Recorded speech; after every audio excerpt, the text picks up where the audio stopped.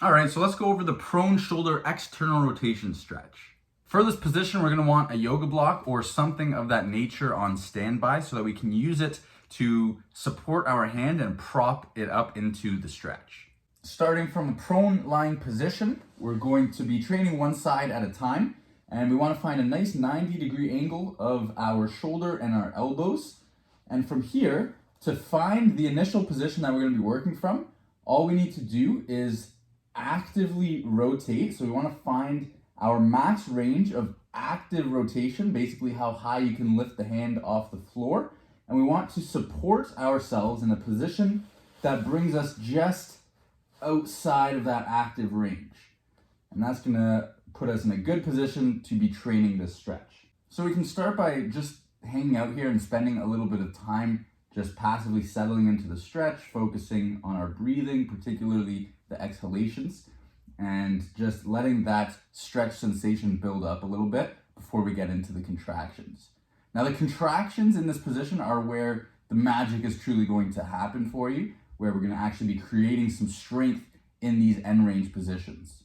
Now, when it comes to creating contractions from this position, I like to really focus on clenching the fist and maximizing the tension through the entire arm as best as you can. So really contract all the muscles. We want to keep the wrist in a neutral position, so we don't want it flip-flopping down or raising up like this.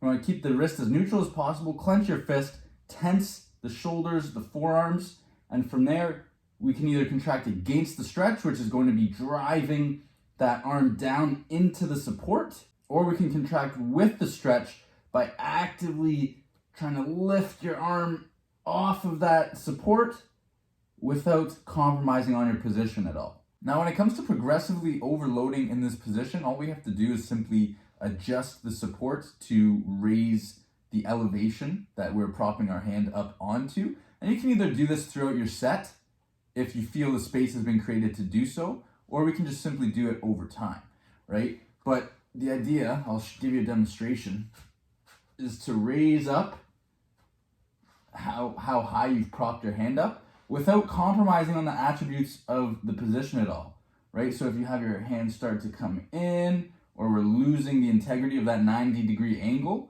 then that's when we're probably pushing it a little too far, a little too soon. And don't get me wrong, there's no rush to be raising that elevation, right? The main focus is going to be on the contractions themselves and really maximizing the tension with those contractions. But over time, as you get a little stronger in those end range positions, and as you start to actually develop more range of motion, the base level that you start at is not going to be challenging enough.